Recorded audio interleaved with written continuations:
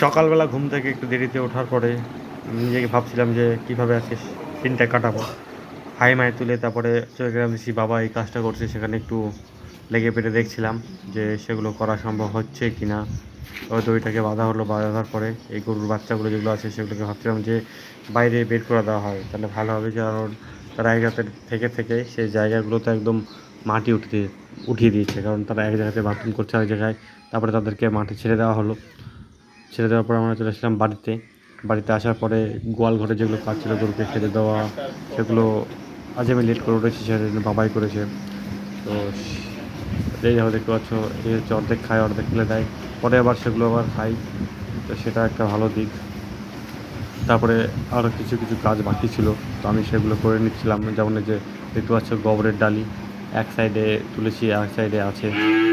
গোবরগুলোকে তুলে নিলাম ভালোভাবে, তুলে নিয়ে পরিষ্কার টরিষ্কার করে নিয়ে আর কি চেষ্টা করছিলাম যাতে সম্পূর্ণ গোবরগুলোকে তুলে ফেলার। এবং সবগুলো গোবর তুলে ডালিতে তুলে ফেলে দিলাম। দেখো পরিষ্কার, মানে ডালিটা পরিষ্কার করে রেখেছি। দেন গরুগুলো পরিষ্কার করে বাবা দেখি যে পাম্প চালু করে গাড়িগুলোকে ধোয়াচ্ছে। তো আমি সেখানে একটু দাঁড়িয়ে দিয়ে ভিডিও করছিলাম, যেহেতু বাবা মাঝে মাঝে আমার কাজগুলোকে হেল্প করে। এবং বাবা সেই সমস্ত গোবরের যে নোংরাগুলো ছিল সেগুলো পরিষ্কার করেছে জল দিয়ে, কারণ সকালবেলা গোবরের ওয়েটটা খুব বেশি থাকে, সে কারণে জল পরিষ্কার করলে কী হয় সেটা একবারে চলে যায়, নেমে যায়। এই দেখো চলে এসছে ওরা মাঠ থেকে এক এক করে, কারণ তারা মাঠে থাকা অভ্যস্ত নয়। বাড়িতে এসে তারা জ্বালাতন শুরু করে দিয়ে, তাই আমরা বেঁধে রেখেছি।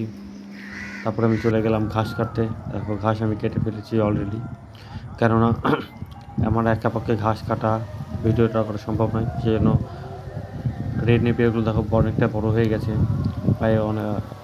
প্রায় 2 বছর নাগাদ হয়ে গেল বয়স। যেহেতু আমি একবার লাগিয়ে সেগুলোকে আস্তে আস্তে তৈরি করেছিলাম। এবং তারপরে দেখো আগেকার যেগুলো রেড নেপিয়ার যেগুলো ছিল সেগুলোকে দেখো কেটেছি, এবং সেগুলো আবার গোড়া থেকে বেরিয়েছে। এবং সেগুলো বড় হতে বেশি সময় লাগবে না, কেননা বর্ষাকালে এই রেড নেপিয়ারগুলো খুব ভালো এবং দ্রুত বাড়ে। সে কারণে আমি প্রতিদিন এই ঘাসগুলো কেটে নিয়ে যাই। মানে রেড নেপিয়ার, এটাতে প্রোটিন পার্সেন্টেজটা অনেকটাই বেশি থাকে, তার ফলে পশু খাদ্য বা অন্যান্য যে সমস্ত গৃহপালিত পশুদের যারা আর কি ঘাস খায় তাদের জন্য এগুলো খুব উপকৃত হবে। আর দেখো আমি এভাবে নিয়ে আসছি ঘাসগুলোকে, কিছু করার নেই, ঘাসগুলো অনেক ভারী হয়। তারপরে আমি এই গেটটাকে লাগিয়ে, মানে মাঝে মাঝে যদি ঘাসগুলো মানে ভারী পরিমাণে হয় তখন দিয়ে একটু কষ্ট হয়। তারপরে সাইকেলগুলোতে এভাবে আমি বেঁধে দিলাম, দিয়ে এগুলোকে বাঁধবো। এই যে দেখতে পাচ্ছ, কারণ সাইকেলে করে নিয়ে আসতেই বাড়িতে ঘাসগুলোকে আগে কেটে ফেললাম, কারণ আমার সাইকেল নিয়ে কাজগুলো করতে যেতে হয়। কারণ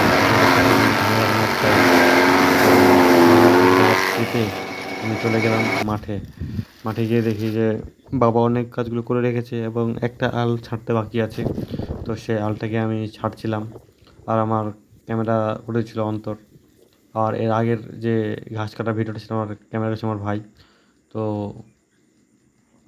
এগুলোকে ঝটপট কেটে কুটে আর কি আমি রেডি করছিলাম, কেননা এই যে বড় বড় যে ঘাস দেখতে পাচ্ছি এগুলো ঘাস না, এগুলো হচ্ছে কাশফুল। এইগুলো থেকেই শরৎকালে এই কাশফুল বেরোবে, ঘাস ফুল নয়। তো সে কারণে আমি এগুলোকে কেটে সাফ করছিলাম, যেহেতু ধান লাগানোর সময় নাহলে এগুলো খুব ডিস্টার্ব করবে, এবং ইঁদুরের যদি অত্যাচার শুরু করে তাহলে জমিতে একটুকু আর কি জল থাকবে না। তো সে কারণে আমি ধীরে ধীরে চেষ্টা করছিলাম, যেহেতু অনেকদিন পর আমি এই সমস্ত কাজগুলো করছি। কাজ পারি না তা না, কাজ পারি মোটামুটি চলার মতন।